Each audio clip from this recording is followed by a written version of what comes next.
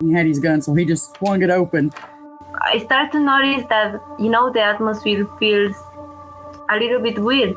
First thing he seen was this 6.5 foot tall, broad shoulder, dark hair. That freaked him out. We hadn't talked to her about like life and death and what any of that means. She's 3 years old, So we turned around. Suddenly there's a whole tree falling across the road. And she was describing to us that, there was a deceased person that she could see visually. You're listening to Cryptid Clues, where we tackle the ever-expanding history and mystery of monsters and supernatural madness every Monday and Friday. You can find us at CryptidClues.ca for more information, or even check out exclusive content such as interviews and D&D campaigns at patreon.com/CryptidClues.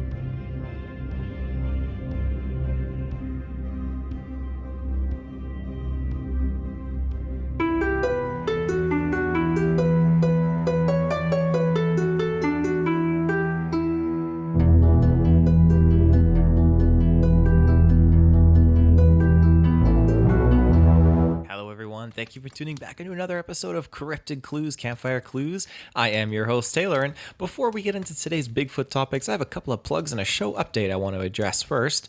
So, you can find us on our website, CryptidClues.ca, our social media channels, Twitter, YouTube, and Facebook.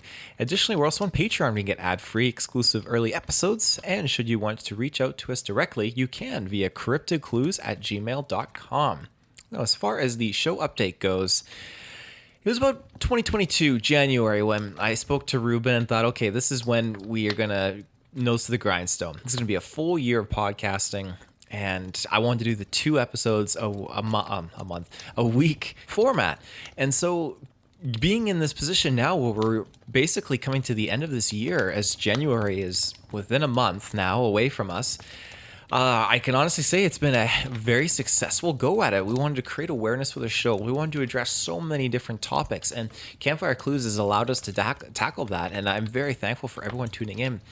Now, the downside is that life happens as well, and while I've stuck to my plan of doing 2 episodes every week for the full year, now it's coming to a point here where that will have to be no longer the case. Well, I still am going to try to do Campfire Clues every now and then because there's always more information to be talking about. So there's a chance that I could maybe bring it down to a once a month kind of a thing.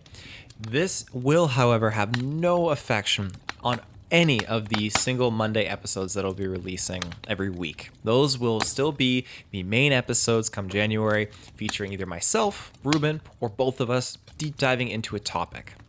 Well, again, our Friday Campfire Clues episodes will be put on the back burner for a while, at least until we can figure out the new structuring. Possibly, like I said, a once-a-month format, but we'll cross that bridge when we cross it. The podcast itself will still cover encounters, D&D campaigns, cryptid topics, interviews, and more. So definitely stay tuned. We'll keep you guys all updated on those show notes and kind of the format as we figure out how we're going to restructure it come January. And if you've been around this whole time and you've listened to all of our episodes, thank you so much. Pat yourself on the back, because you guys are just, you don't go unnoticed. We can check the stats. We can see where folks are listening from and just how many people are tuning into the show, and it means the world. That actually is fantastic. Me and Ruben, we're not professional cryptid researchers or anything like that, but we like looking at these topics and talking about them. And we hope that at the end of the day, if any random person in the world, I'm not saying you're random, you guys are all unique and beautiful people, but I just mean if you are just one of these unique, beautiful people, that sounds a lot better. And if you have been able to take away a little fact or something of interest from our discussions, then good. Mission accomplished. Something you can carry with you, put in the back of your pocket, and just pull out in the right conversation later on, or to help if you are experiencing some craziness of your own, and the information we talk about can help, then even better. But I digress. With that said and done, let's get into some of these details. So, these newspaper episodes are some of my most absolute favorites. If you are unfamiliar with the format, basically we take a crack at exploring old newspaper articles that detail sightings and even reference specific cryptids. We did aliens last week, and we also have done UFOs, Dogman, Mothman, and more, and those are all available on our feeds. So to begin, As I said here, we're going to be doing Bigfoot. We have the News Tribune dated December 30th, 1986. And I quote, "Campers have told of their tents being destroyed by Bigfoot, and hikers have said they've spotted the creature in the Sierra High Country. During the summer of 1986, a construction crew working in the Inyo National Forest in southern Sierra Nevada reported glimpsing the shadowy outline of something 8 feet tall. I'm just about pretty sure I saw Bigfoot," said one crewman. Not everyone, of course, believes in Bigfoot. Most people don't. But this story is about some folks who do, and its existence is about all they agree on. Marks, who mostly wears plaid flannel shirts and denims, has tracked animals since his Depression-era childhood when he sold raccoons for a whopping $14 apiece. He's since made a living hunting bear and cougar and selling the photographs and films he's taken of wildlife. Although only slightly profitable, more than killing raccoons in the 30s, Marks also claims to be the one and only Bigfoot tracker. There are a lot of Bigfoot experts, he said, because you can be one instantly. Nobody really knows about Bigfoot. To be a Bigfoot tracker, though, that's going to take you a lifetime. Marks is acquainted with the self-proclaimed Bigfoot experts, he says, because they've hunted the creature with him. A couple of these experts are involved in this minor Bigfoot feud. Warren Cook, an East Coast anthropologist, believes Marks has seen, photographed, and battled Bigfoot.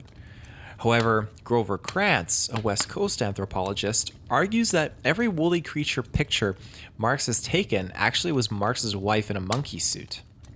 Marks' part of this story began in the late 1940s when he heard Shasta County locals whispering about a huge, hairy animal that walked like a man. In fact, they called it Wild Man of Little Valley.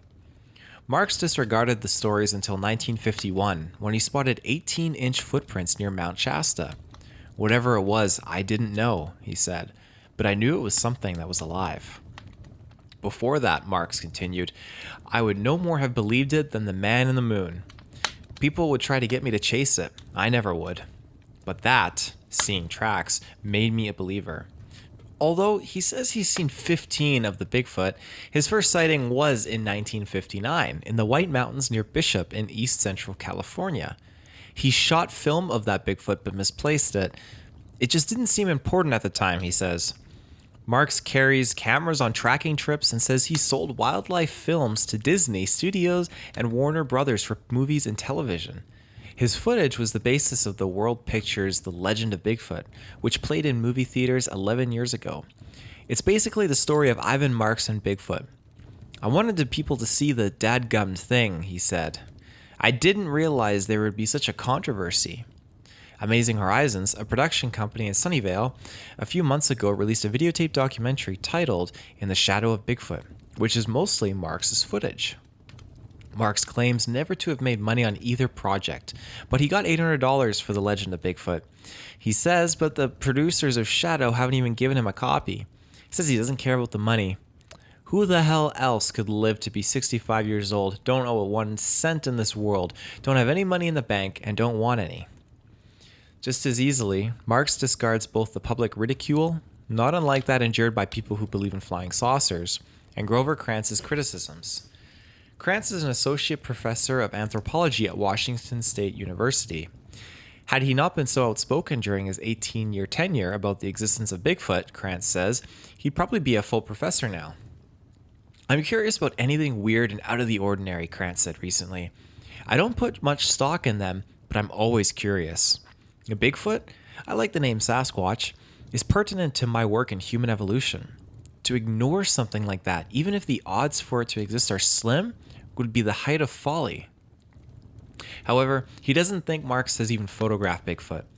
"In the 2 films I've seen, I not only know they're faked, I know who was in the monkey suit.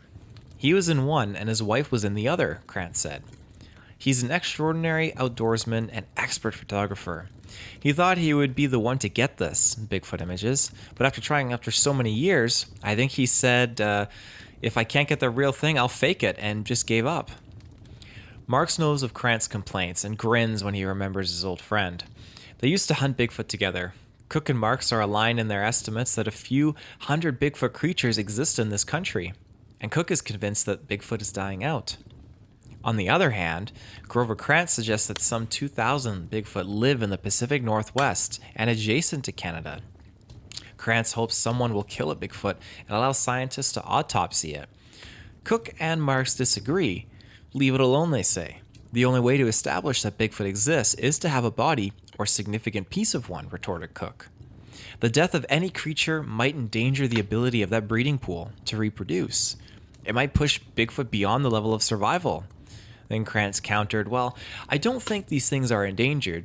If we're to do something to help them, maybe alter logging procedures or avoid making roads in a few places, nobody will unless we prove they exist. It becomes all the more important to shoot one as soon as possible. Until they're able to actually study a Bigfoot corpse, Krantz and the other believers can only guess at what the creature is. Krantz thinks it's a descendant of Gigantopithecus, an ape-like creature that lived hundreds of thousands to millions of years ago in what is now China. It's more ape than human, Krantz said of Bigfoot. Intellectually, it's like an ape, but the locomotion, the walking on the hind legs, is more human. There's no indication it can reason, but I think it's a closer relative to us than to the apes. There's a lot of animals in this country that people don't even know is there, Mark said. We caught one animal and called the game warden and told him we had a mountain boomer, which is a nocturnal rodent. He said you couldn't, that's a myth. But then we showed him. We're out in the woods all the time. We see a lot of things we don't even know, can't explain. Mark says that most people won't admit to things that they don't understand, things that are odd. And that's why many Bigfoot sightings go unreported. End quote. So just a note here, and this is my own personal take, but the article author, I realize, loves to profile Marks with the mentions of his mannerisms, his lifestyle, the way he's dressed and all that. And I feel like this is a selective approach to shaking readers' beliefs, maybe not interest in Bigfoot as a phenomenon, but like you're an author, you're writing this article, but I feel like you can feel his perspective coming across into the words and the way he writes it. And I think that is very unfair. I think that you need to approach something like this being very unbiased so that a person can read this and formulate their own opinion. Because anyone that hasn't met Marks in real life is going to read this article and they will profile him as just another crazy guy wearing denim jeans and a plaid shirt sitting on the porch with, hunting animals and just all this and that. And it's horrible to profile someone like that. And I feel like that's how it can be taken when you read an article like this. Granted, this article is very much from, 1986. And the footage is 11 years before that, so 11 years, 1975. So there's definitely a different time back then. And yeah, so I digress. I'm just venting about that. So, although Mark says it right, most people, they won't admit to when things get oh my goodness, a tricky word, the English language, inexplicably wrong or just unknown, leaving things unreported. People don't want to talk about those things. And especially back in the 70s and 80s, when these things kind of would happen. I mean, you talk about it to the newspaper or you go and report it and people are going to think you're cuckoo for Cocoa Puffs. And it's very tragic. It really, really is. But we've got a couple more newspaper articles we're going to dive into here after this quick ad break. And we're back. We got a nice news article here from May 5th, 2003. It's the Newport News, Virginia. And I quote, "Finding the animal would reshape our thinking of the status of humans on this earth," says Shaler. "People write it off as a hoax or myth. I don't think that's fair. Bigfoot tales have been the stuff of everyday conversation in Willow Creek for decades. The town, barely 5 blocks long, is cradled in a valley carved by the Trinity River, 30 miles east of Eureka. Puffs of clouds hug woodsy hillsides with industrial logging gone belly up. The hamlet, population 1,500, long ago hitched its fortunes to sightseeing, fishing, rafting, and Bigfoot. It was 30 miles north in the remote expanse of the Six Rivers National Forest that Bigfoot tracks were spotted 45 years ago near Bluff Creek. Jerry Crew, a tractor operator for Wallace, returned to town with a plaster of Paris cast of a whopper footprint. Jaws dropped. The news media pounced, and the hunt was on. Tom Slick, a Texas oilman and adventurer, hired a team of hunters and outdoorsmen to find the creature in 1960. The same year, Sir Edmund Hillary conducted his celebrated Himalayan search for the Bigfoot's protective cousin, the Yeti. Both came up empty. The wildlands north of Willow Creek also produced the most hotly debated piece of Bigfoot memorabilia, the jerky 1-minute film of a hulking figure striding up a dry riverbed, shot in 1967 by Roger Patterson and Bob Gimlin. Now, the 16mm film, brushed off by doubters as a man in a monkey suit, has yet to be proven fake. Bigfoot has become a part of our culture, said Joanne Hereford, president of the Willow Creek China Flat Museum, a repository for Bigfoot artifacts and lore. Hereford considers herself a skeptic, but she adds with a wink, I firmly believe in the economic value of Bigfoot.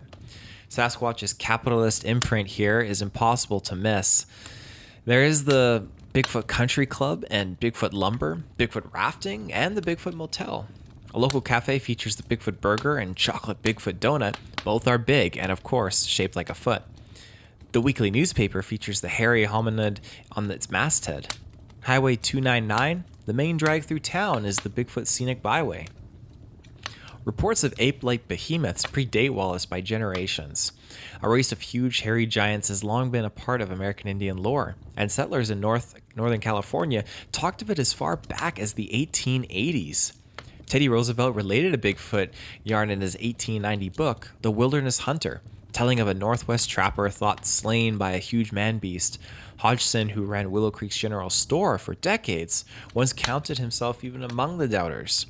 But then, 2 trusted friends confessed to a frightening forest encounter with a huge bipedal ape.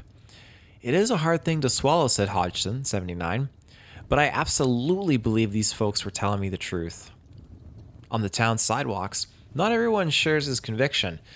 Kurt Benson, 67, spent a lifetime in the woods, stringing power lines, and figures Bigfoot is simply good-natured poppycock. If I were a businessman like Al Hodgson, everything I saw would be a Bigfoot. A bushy-beard carpenter named Tim Bauer joked that most folks would consider Bigfoot to be one of my cousins.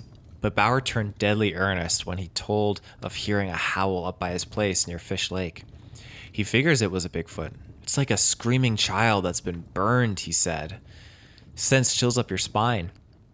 Robert Michael Pyle, a biologist and writer who turned a Guggenheim grant into the book Where Bigfoot Walks, Crossing the Dark Divide, says the simple act of studying Sasquatch takes guts.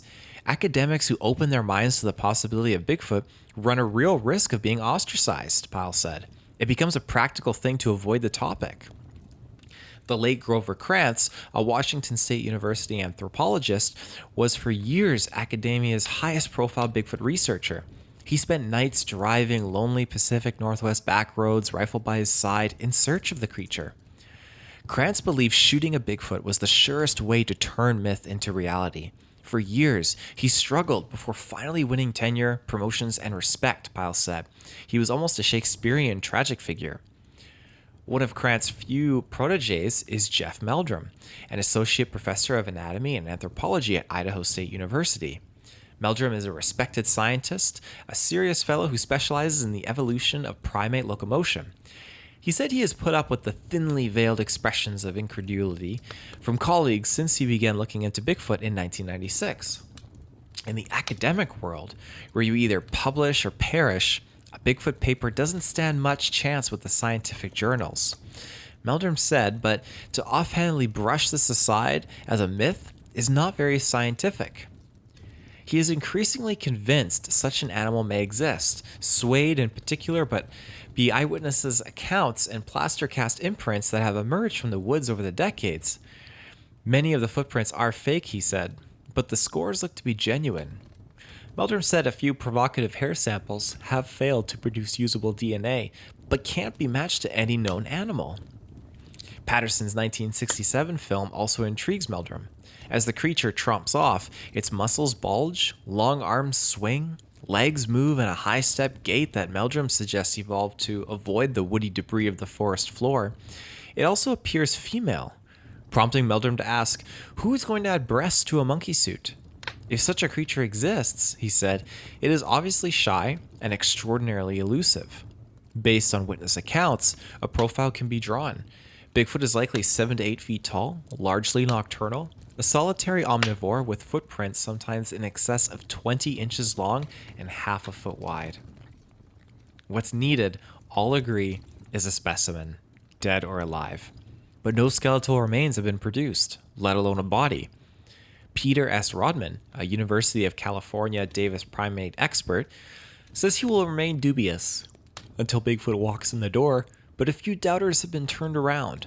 A breakthrough came in 2000 when Bigfoot researchers produced a 200-pound block of plaster dubbed the Skookum cast. It is billed as the impression of a Bigfoot made while lying at the muddy edge of a small pond near Mount Adams in Washington state. Meldrum and others marveled over what they consider indisputable anatomical correct features. A gigantic heel, leg, and backside. If the cast is a forgery, Meldrum said, it is a masterpiece.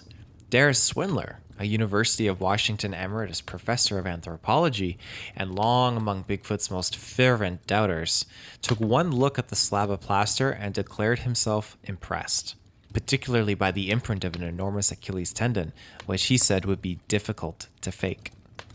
End quote. I felt this was a good article that has very important relevant references to the first one that we discussed. We can learn a lot of doubt here, and even more of the position scientists take. This article details it well on how to pursue such a thing can result in the cast-out mentality from your peers in schools. Now, I'm going to vent here. Just imagine if we combine science with spirituality, the powerhouse humanity could be. Holy smokes. I think we could usher a new age of civilization. Again, that's my own perspective, but I do think there's a lot of overlaying tones from both worlds of science and spirituality. And just to know that you being a scientist in a community where your job is to discover or break through barriers and just find new things through science, just to be hated upon for thinking outside the box. It's like it defeats the purpose of being a scientist.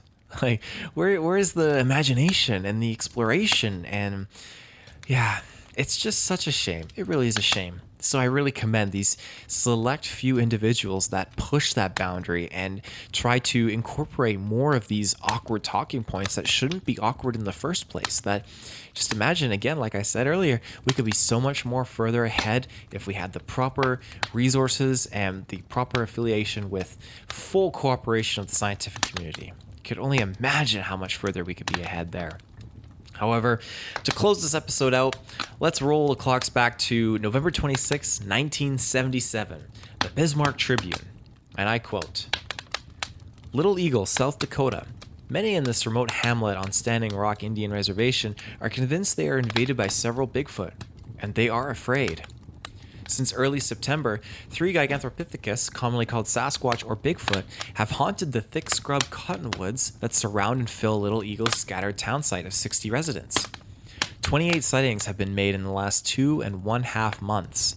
According to Gary Alexander, whose General Store services as headquarters for the ensuing Bigfoot hunt, observations have come at all times of the day and night from the southern edge of town along the meandering Grand River to the steep bluffs to the north, with the creatures viewed from as far as 150 yards away and up to 10 feet away during a confrontation.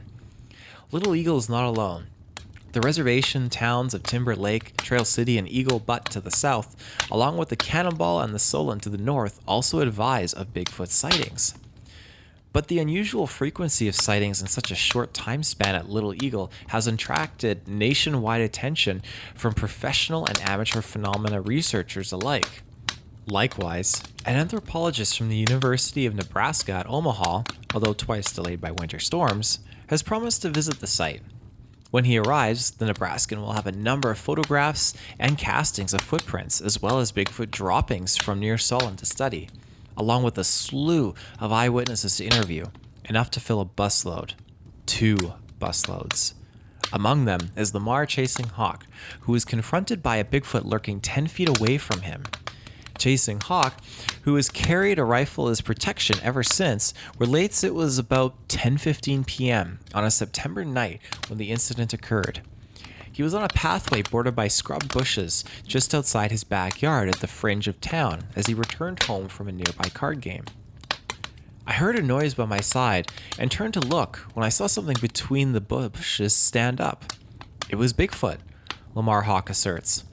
While he was close enough to touch it, Lamar Hawk can only describe the animal as about 9 feet tall and weighing over 600 pounds.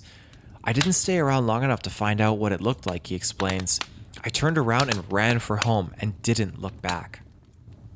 Hawk's consternation over the event is shared by many of Little Eagle's residents who are moving out of town until the situation dies down, including Revenant Angus Long Elk. Long Elk, a Little Eagle resident for the last 5 years, left his home and the trim, white clapboard church along the Grand River for the safety of MacLeod, 14 miles to the north. I couldn't stand its running around and shrieking all night, he says of Bigfoot's heralded coyote-like screaming noise. It was doing it all the time.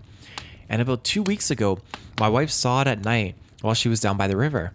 She's been afraid ever since and wanted to leave. Bigfoot descriptions have been similar, according to Alexander.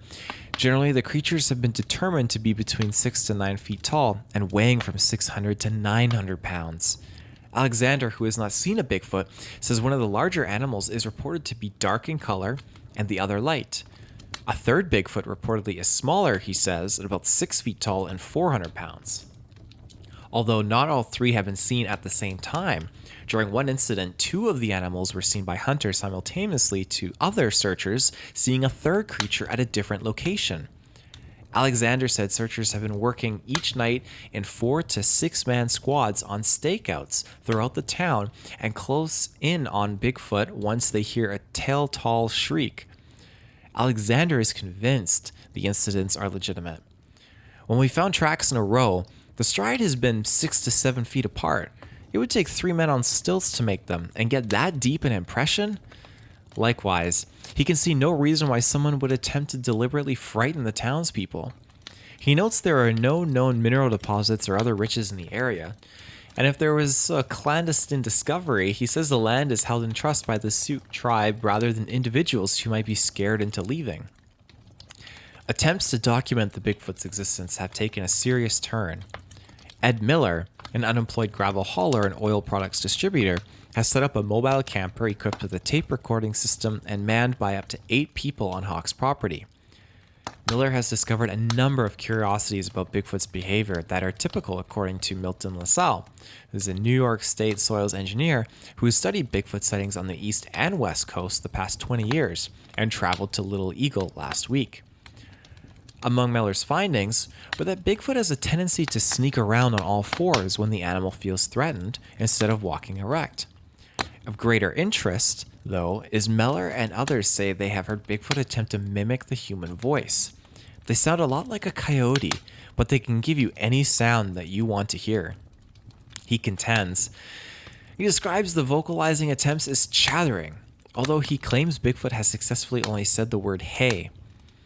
LaSalle notes that such abilities by Bigfoot have been rarely experienced and are not documented as fact, but have been reported of the animal in the past, as well as his third cousins, the Mono Grand of the South American Andes Mountains range and the Yeti of the Himalayas. There are far too many witnesses involved in various sightings for it to be rigged. The sightings are conclusive that it doesn't fit the description of any wildlife native to the area. It's not a bear either, that I'm certain of. LaSalle says there is some question in my mind whether the long-distance sightings actually were of Bigfoot, but the other close-up witnesses seem quite sincere and honest in their stories. I would say at least a portion of the sightings are genuine, noting that many sightings took place within 25 yards, in up to 3 minutes in duration. LaSalle thinks it would be impossible for someone to be hoaxing the community. With animals that stand up to 10 or 11 feet tall, it would require a drastic costume that over a long sighting period would be eventually seen to be quite obvious as fake. End quote. So what do we take from this? A fixated area pulling in the attention of Sasquatch, which is not a first. The previous article focused on national parks, while this latter article was a small-scale town, and the planet is filled with hotspots for good reason. powerful energy locations that I'm sure we could tap into, but have forgotten or just lost that ability. But hotspots nonetheless, that could be home to other cryptids, paranormal, or even UFO activity. A blatant example would be Skinwalker Ranch. There's some crazy activity there, to which you can learn more about on one of our earlier episodes that focuses on it. It's on our main feed. But in closing to this last report, I just want to focus on these vocalizations. So it's not the first time I've heard the possibility of them reproducing human words. There's been other encounters where people say, like, this thing, it said this name back, or it said all these things, like words that they have audibly and vocally put out. These things have mimicked and repeated. So, however, the use of the word chatter is something I want to really focus on in the article, which I find is fascinating. Well, this article is from 1977.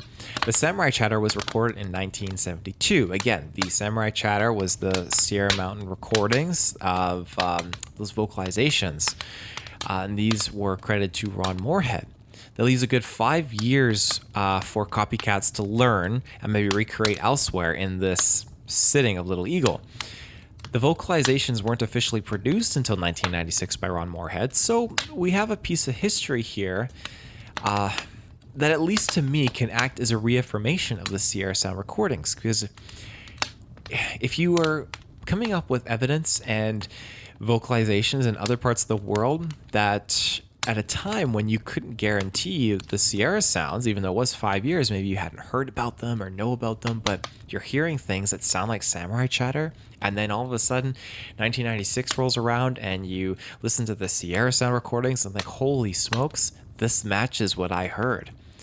Then I think you're onto something, and that's where the reaffirmation comes into play. And it backs each other up. It works as like a double-edged blade in a good way. Maybe a double-edged lollipop, because that way it's good for both ends, I guess. I don't know, but just in the sense where if you have a genuine experience with genuine vocalizations like Ron Moorhead, and then you have another individual, another part of the world shortly after get that same information and that same experience, then you present it to each other and say, hey, this was real, this is what I got, this is real, this is what I got. You present it and they reaffirm and back each other up. It's the same notion actually as if you see a UFO out in the bush or a Bigfoot and you got someone with you who could reaffirm what you saw. That's just one of the most powerful things. And that's again where the scientific community needs to come together and really work as a team to just find different bits of evidence, bring them together, and just really try to figure out what's really going on. But I digress. With that, I hope you enjoyed this episode of Cryptid Clues, Campfire Clues. I love that the separate newspaper articles spaced out by decades could all kind of stack up with each other with their own research and writings. But we'll be back on Monday with a new main episode. Ruben and I have taken another look back into the Dog Man for Monday's episode. It's been so long and we couldn't wait anymore to discuss that freaky cryptid. Until then, you can find us on our website at CryptidClues.ca, our social media channels, Twitter, YouTube, and Facebook. You can also find us on Patreon, where you can get ad-free early and exclusive episodes there. And lastly, should you want to reach us directly, you can via CryptidClues@gmail.com. So until next time, everyone, take care and stay safe.